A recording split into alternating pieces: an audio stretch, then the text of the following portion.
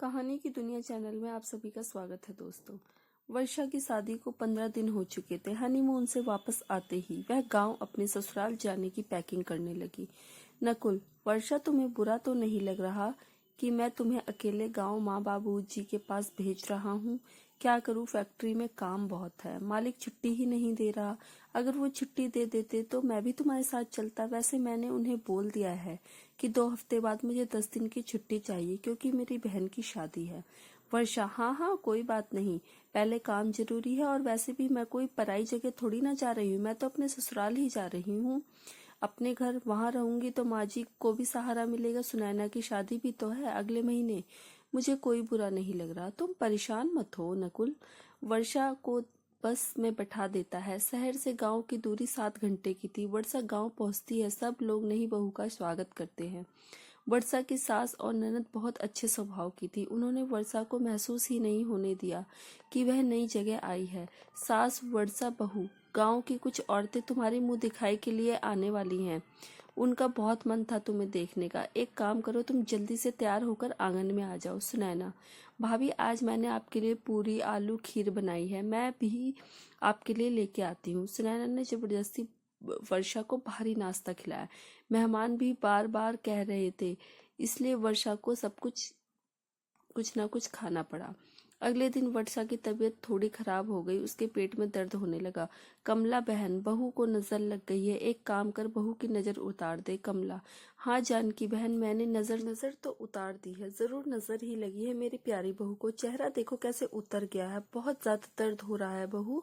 वर्षा, हाँ पता नहीं पेट में मरोड़े उठ रहे हैं, रुक रुक के दर्द भी हो रहा है। सुनैना, माँ मुझे लगता है वर्षा भाभी को गांव का खाना पानी की वजह से दिक्कत हो रही है। क्यों भाभी, मैं ठीक कह रही हूँ ना? वर्षा, हो सकता है मुझे यहाँ का पानी सूट ना किया हो, पहले इतना दर्द नहीं होता था। जानकी, एक काम कर बहू को डॉक्टर विनोद के पास ले जा, कोई ना कोई दवाई दे देंगे। कमला, हाँ ये ठीक रहेगा, चल बहू मैंने तुझे डॉक्टर साहब के पास ले चलती हूँ, बहुत अच्छी दवाई देते हैं वो, उनकी एक ही खुराक से आराम आ जाता है। सुनैना, माँ भाभी को वो जो दवाई की दुकान वाला है उससे दवाई लेकर दे दो, डॉक्टर साहब के पास ले जाने की क्या जरूरत है, थोड़ा सा ही तो पेट में दर्द है भाभी के। कमला, अरे तू भी कैसी बातें कर रही है सुनैना, ये थोड़े ही है कि तूने उन डॉक्टर के पास जाना छोड़ दिया तो हम सब भी जाना छोड़ देंगे। अरे बहुत अच्छे डॉक्टर हैं वो, इतने सालों से हमारे गांव में मरीजों की देखभाल कर रहे हैं। तू चुप कर, चल बहू इसकी बातों पर ध्यान मत दे, मैं तुझे लेकर चलती हूँ। वर्षा उस समय कुछ नहीं बोली पर उसे सुनैना की बात थोड़ी अटपटी लगी। सुनैना की बातों पर उसने उस समय ध्यान नहीं दिया, उसे लगा कि वैसे ही सुनैना कुछ बोल रही होगी। वर्षा अपनी सास के साथ डॉक्टर विनोद के क्लिनिक पर जाती है। क्लिनिक के बाहर औरतों की बहुत भीड़ थी। वर्षा का नंबर सबसे आखिरी था, इसलिए वह लाइन में पीछे लगी। कुछ समय बाद वर्षा का नंबर आ जाता है। वर्षा अपनी सास के साथ डॉक्टर के कमरे में जाने लगती है तो बाहर खड़ा गार्ड उन्हें रोक देता है। गार्ड, माताजी आप मरीज के साथ अंदर नहीं जा सकती हो, डॉक्टर साहब गुस्सा करेंगे। वर्षा, माँ जी आप यहीं रुको, मैं दिखाकर आती हूँ। कमला, ठीक है बहू मैं यहीं रुकती हूँ, अच्छे से सब बता देना। वर्षा अंदर जाती है। एक कुर्सी पर लगभग 40 से 42 साल का आदमी बैठा था, उसके चेहरे पर कुछ निशान थे जैसे गहरी पुरानी खरोच। वही था डॉक्टर विनोद। डॉक्टर विनोद, वर्षा बताओ क्या तकलीफ है? वर्षा, डॉक्टर साहब आज सुबह से ही पेट में बहुत दर्द है, रुक रुक कर हो रहा है। डॉक्टर विनोद, आपकी पूरी बॉडी का चेकअप करना होगा, अंदर लेट जाओ। वर्षा, पेट दर्द के लिए डॉक्टर साहब पूरी बॉडी का चेकअप? डॉक्टर विनोद, हाँ पूरी बॉडी का चेकअप, तभी मुझे पता चल पाएगा कि पेट में दर्द क्यों है और फिर तभी मैं सही दवाई दे पाऊंगा।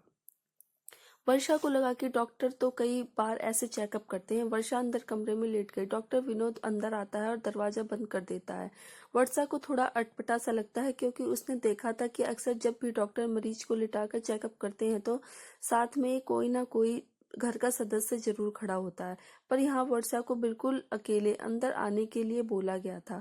डॉक्टर विनोद, वर्षा जी अपनी साड़ी का पल्ला थोड़ा ऊपर कीजिए, मुझे पेट देखना है, कहाँ कहाँ दर्द है, मैं दबाता जाऊंगा आप बताते जाना।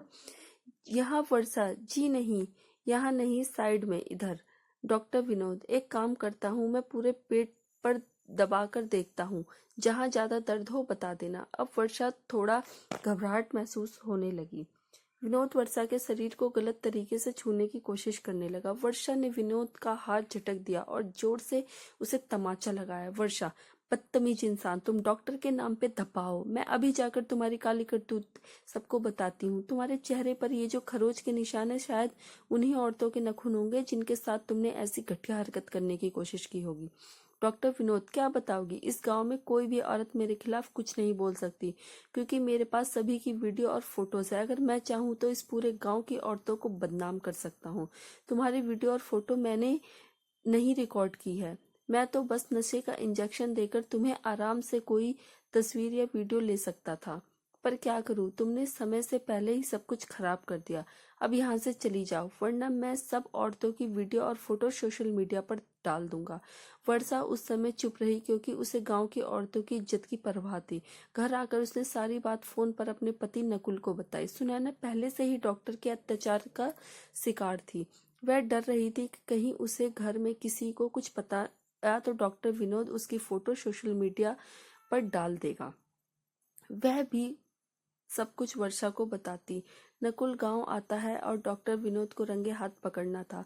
वर्षा को डर था कि अगर डॉक्टर को थोड़ा सा भी शक हुआ तो वह फोन से सब कुछ डिलीट कर देगा और उसका जुर्म सामने नहीं आएगा। वर्षा नकुल को सब कुछ समझा देती है और प्लान के अनुसार वह डॉक्टर विनोद के क्लिनिक में जाती है। डॉक्टर विनोद, क्या बात है, आज तो मछली खुद जाल में फंसने चली आई। क्यों, मेरा छुअन तुम्हें इतना पसंद आया? वर्षा, बस कुछ ऐसा ही समझ लीजिए। मेरे रोग की दवा आपके पास ही है। वैसे मैं बाद में आऊं या अभी आप मुझे दवाई देंगे? डॉक्टर विनोद, अरे नहीं नहीं, बाद में क्यों आओगी, मैं अभी तुम्हारा इलाज कर देता हूँ।